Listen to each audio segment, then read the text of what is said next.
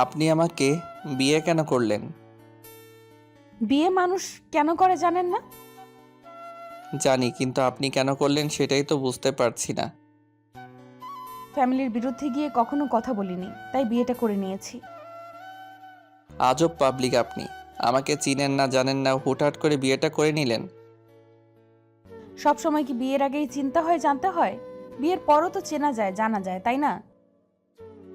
আরে বাবা, আমি ওরকম কথা বলছি না। আপনি তো আমাকে চেনেন না। আমি ভালো নাকি খারাপ, আমার মধ্যে কোনো বদ অভ্যাস আছে কিনা, নাকি আমি কোনো বাজে ছেলে, সেটাও তো একটাবার জানার চেষ্টা করতে পারতেন। সেটা না করে এমন কি হলো যে ফ্যামিলি বলল, আর আপনি হুটহাট করে আমাকে বিয়েটা করে ফেললেন? দেখেন, আপনার বিয়ের আগে কোনো অ্যাফেয়ার ছিল কিনা আমি জানি না, তবে এখন থেকে আর ওসব চলবে না। আর বললাম না, আমি পরিবারের বিরুদ্ধে কখনো কথা বলিনি। ওরা যাকে ভালো ভেবেছে তাকে বিয়ে করে নিয়েছি। আর জীবনে আব্বু আম্মুর কাছে যা চেয়েছি সেটাই পেয়েছি। তাই ওরা বলেছিল আমাকে এই কথাটা রাখতে, তাই বিয়েটা করেছি। সেটা জীবনের সবচেয়ে বড় ভুল করলেন। একটা বারও তো আপনার জানা উচিত ছিল আমি ভালো নাকি খারাপ, নাকি কোনো বাজে ছেলে। আপনি সেটা জানার চেষ্টাই করলেন না, হুটহাট করে আমাকে বিয়েটা করে নিলেন। এখন যদি আপনাকে আমার কাছ থেকে সারা জীবন অবহেলাটা পেতে হয়। আপনি এমন কথা বলছেন কেন? আপনার কাছ থেকে অবহেলা পাবো কেন? আচ্ছা, কি এমন হয়েছে বলুন তো? আপনি কি কোনো কারণে আপসেট, নাকি আমার উপর কোনো কারণে রেগে আছেন? বলেন। না না, আপনার উপর রেগে থাকবো কেন? কয়েকটা দিন আগে জানতে পারলাম আপনার সাথে আমার বিয়ে হবে। তার উপরে আপনার সাথে কখনো দেখা হয়নি, তাহলে শুধু শুধু আপনার উপর রাগ করে থাকি কি করে বলেন?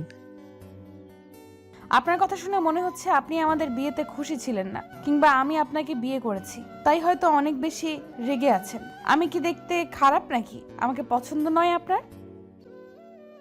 তেমনটা না, আবার এক প্রকার তেমনটাই বলতে পারেন। তাহলে কেমন সেটা তো বলেন। তাছাড়া আপনার কি কোনো গার্লফ্রেন্ড আছে? যদি থাকে সেটা তো আমাকে একবার বলতে পারতেন, তাহলে আমি আমার পরিবারের সবাইকে বলে দিতাম। আর এখন বিয়ের পর আপনি এমনটা বলছেন? এখন তো বিয়েটা হয়ে গেছে, তাহলে এখন আপনার আমাকে মেনে নিতে হবে।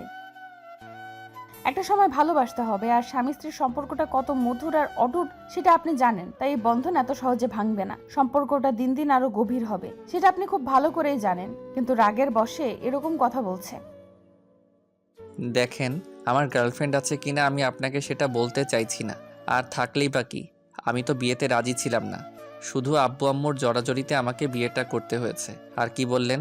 এখন বিয়েটা হয়ে গেছে দেখে আপনাকে স্ত্রী হিসেবে মেনে নিতে হবে, ভালোবাসতে হবে? আপনাকে কখনো যদি স্ত্রী হিসেবে না মেনে নেই তাহলে কি করবেন? আর মানবই বা কি করে, যেখানে আপনাকে কখনো কোনো দিন দেখিনি, চিনি না, জানি না, আপনি কি কেমন সেটা জানার চেষ্টাই করিনি, সেখানে আপনাকে ভালোবাসবো কি করে? আগে হয়তো আমাকে কখনো দেখেননি, কিন্তু এখন থেকে তো দেখবেন, চিনবেন, জানবেন। আপনি এত তাড়াতাড়ি আমাকে ভালো না বাসতে পারলেও সময় নিন, সমস্যা নেই, আমি আপনার জন্য অপেক্ষা করব।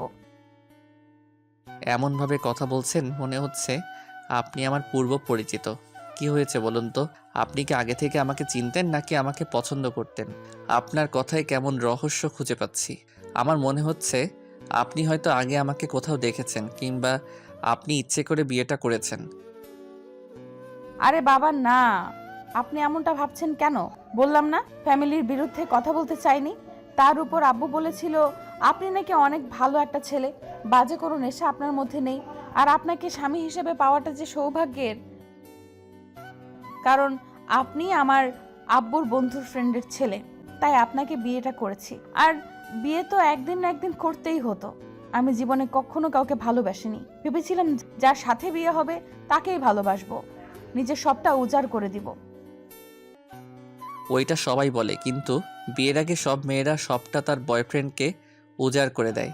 এখনকার রিলেশনে কেমন পর্যায়ে যায় সেটা আমার খুব ভালো করেই জানা আছে। আপনি আমাকে সন্দেহ করছেন নাকি আমার চরিত্রের উপর আঙুল তুলছেন?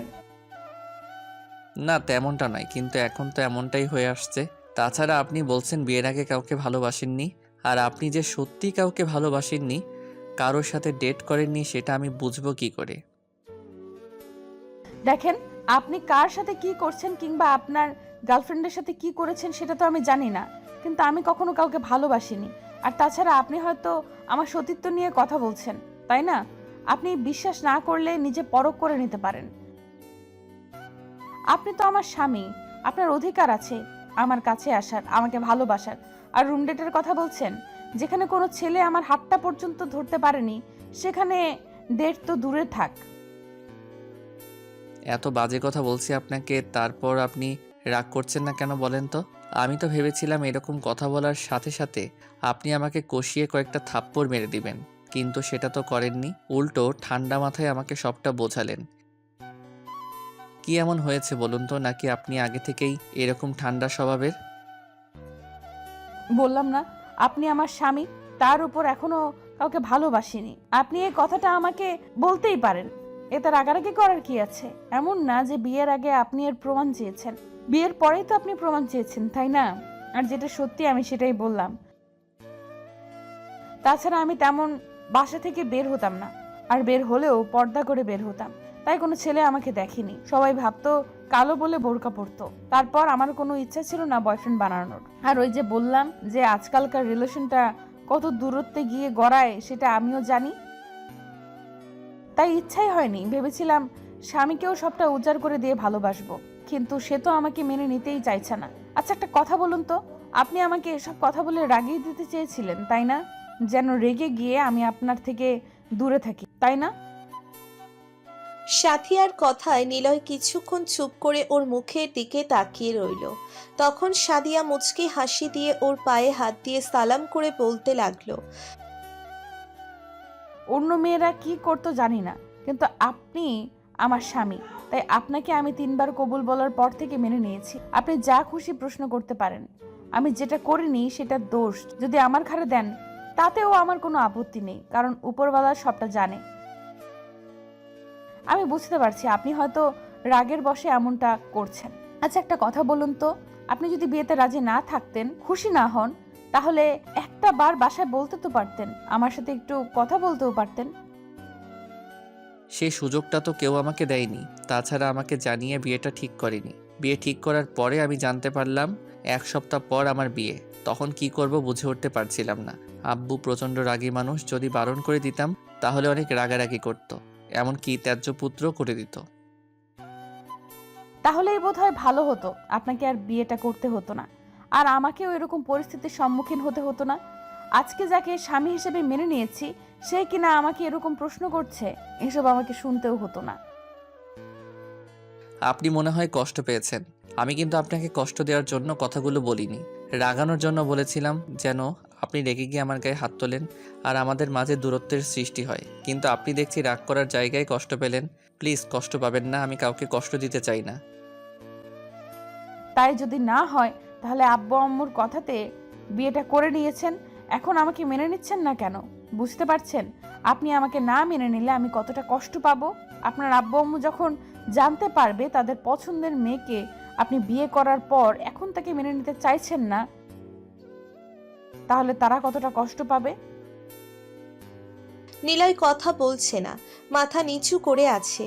এবার সাদিয়া ওর সামনে এসে তারপর ওর একটা হাত ধরে টানতে টানতে ওকে বিছানায় নিয়ে গেল।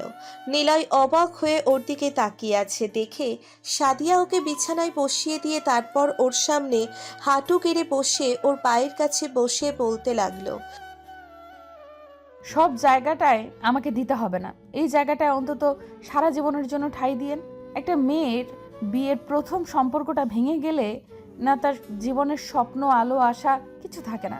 আমি আমার বিয়েটা নিয়ে অনেক স্বপ্ন দেখেছিলাম, ভেবেছিলাম যেদিন বিয়েটা হবে সেদিন থেকে স্বামীকে ভালোবাসতে শুরু করব।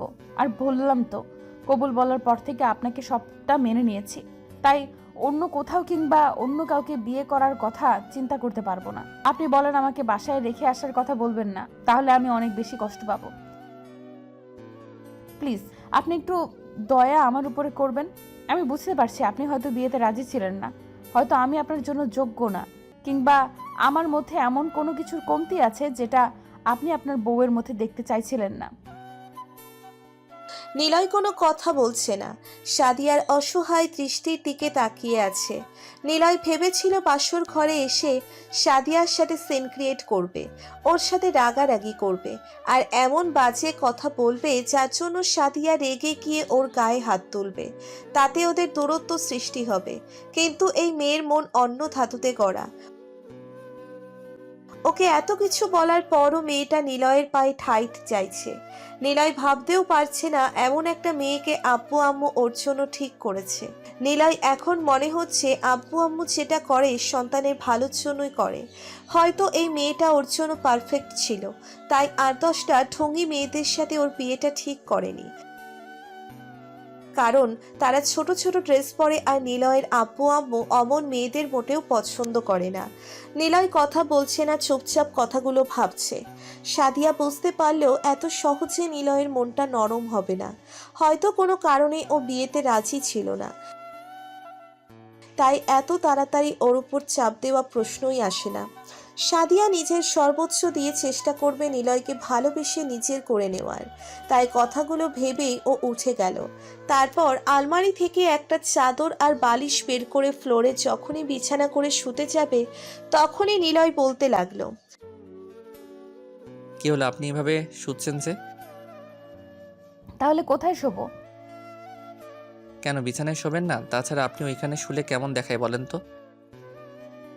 যেখানে আপনি আমাকে স্ত্রী হিসেবেই মানেন না, তার উপরে বিয়েতে আপনি রাজিও ছিলেন না, সেহেতু আপনার সাথে বিছানায় থাকাটা আমার পক্ষে সম্ভব না।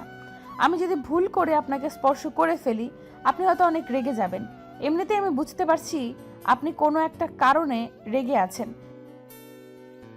তাই আমি আর সেটাকে বাড়ি দিতে চাই না। আপনি শুয়ে পড়ুন, যদি মনে হয় আপনি আমাকে ভালোবাসতে পারবেন সেটা আমি বুঝতে পারবো। আর যদি মনে না হয়, তাহলে তো বললাম আমাকে সারা জীবন বাসার কাজের মেয়ে করে রেখেন, আপনি যা বলবেন তাই শুনবো। সাদিয়া কথাগুলো বলে নিলয়ের দিক থেকে উল্টো দিকে ঘুরে শুয়ে পড়ল। নিলয় অবাক হয়ে ওর দিকে তাকিয়ে আছে। নিলয় বুঝতে পারছে না বিষয়টা কি হলো। যেখানে মেয়েটার সিন ক্রিয়েট করার কথা, সেখানে মেয়েটা ওকে সুন্দরভাবে বুঝিয়ে দিল। এটাই হয়তো ওর ভাগ্যে ছিল, তাই ঘুমাতে পারছিল না। সারা রাত ধরে নিলয় কথাগুলো ভাবছিল। আব্বু আম্মু হয়তো ওর জন্য রাইট চয়েসটাই করেছে।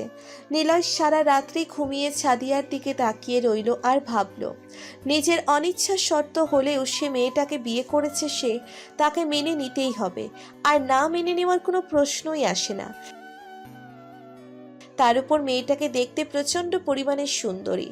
তারপর ওর কথাবার্তা ব্যবহার এত নরম, সেটা নিয়ে কখনো ভাবতেই পারেনি।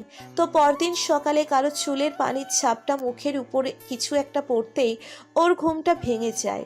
তারপর সামনের দিকে তাকাতেই খেয়াল করে আয়নার সামনে দাঁড়িয়ে কেউ একজন গুনগুন করে গান গাইছে আর তার ভেজা চুলগুলো মুছছে। এমন কিছু দেখে নিলয় উঠে বসে। তারপর বুঝতে পারে কালকে সে মেয়েটা ওর সামনে দাঁড়িয়ে আছে।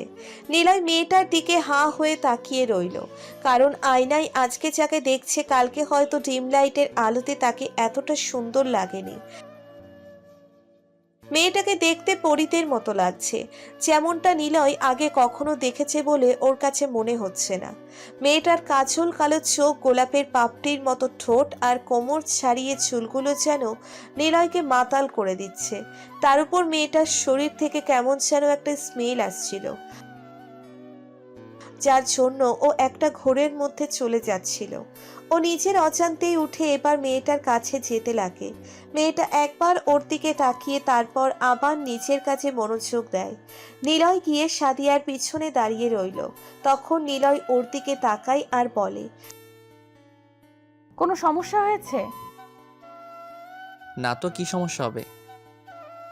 ভাবছিলাম কোনো সমস্যা হয়েছে। আপনি হয়তো আমার কোনো ব্যবহারে রেগে গিয়েছেন, না হলে তো আপনি আমার কাছে আসতেন না। কেন, তোমার উপর রাগ করলে খুশি হতে? তাছাড়া আমার বউয়ের কাছে আমি আসতে পারবো না নাকি? লোকটার কথায় বেশি অবাক হলাম। তারপরও কিছুক্ষণ অসহায়ভাবে ওনার চোখের দিকে তাকিয়ে থেকে বললাম, আপনি তো আমাকে স্ত্রী হিসেবে মানেন না। ইভেন আপনি যেখানেই বিয়েতে রাজি ছিলেন না, সেখানে আমাকে বউ বলছেন যে? কালকে রাত্রে তোমার কথাতে বুঝতে পেরেছি আব্বু আম্মু কিসের জন্য তোমাকে এত বেশি পছন্দ করে। তার উপর সারা রাত ধরে ভেবেছি এই মেয়েটাকে যদি বউ হিসেবে না মেনে নেই, তাহলে জীবনের সবচেয়ে বড় ভুলটা আমি করব। কিন্তু ভালোবাসতে আমার একটু সময় লাগবে। আমি কিন্তু আপনার কথাতে অবাক হচ্ছি। আপনি কি আমার সাথে মজা করছেন? আমার কথাতে তোমার এমনটাই মনে হচ্ছে। আমি মজা করার মানুষ নাকি? তুমি আমাকে বিশ্বাস করতে পারছো না, তাই না? না না, আপনি আমার স্বামী, আপনাকে বিশ্বাস করব না কেন? কিন্তু আপনি তো বলেছিলেন আমাকে কখনো মেনে নেবেন না। আমি এটা মন থেকে বলিনি, কিন্তু এখন যদি মেনে নিতে চাই, আমি কিন্তু বারণ করব না। তাহলে তো আমার বউটার কাছে আসতেই পারি, তাতে কোনো বাধা নেই। আমি কিন্তু এবারেও বারণ করিনি, আপনার ইচ্ছা। তাকে একটু আদর করে দিতেই পারি, তাই না? তাকে এত তাড়াতাড়ি ভালো না বাসতে পারলেও কালকে রাতে যেটা হয়নি এখন তো সেটা হতে পারে, তাই না? আমি কিন্তু এবারেও বারণ করিনি, আপনি বারবার এসব কথা বলে আমাকে লজ্জায় ফেলে দিচ্ছেন। তাহলে কি বলো, লজ্জাটাকে আর একটু বাড়িয়ে দেই? নিলয় কথাগুলো বলেই সাদিয়াকে নিজের কাছে টেনে নেয়। তারপর ওকে কোলে উঠিয়ে নিতে সাদিয়া ওর বুকে মুখ লুকালো। তো ভালো থাক ভালোবাসা। আমাদের ভিডিওটি কেমন লেগেছে তা কমেন্ট করে জানাতে ভুলবেন না। আর ভিডিওটি যদি ভালো লেগে থাকে তাহলে একটি লাইক করুন আর সাবস্ক্রাইব করে আমাদের পাশেই থাকুন। ধন্যবাদ সবাইকে আমাদের পাশে থাকার জন্য। আল্লাহ হাফেজ।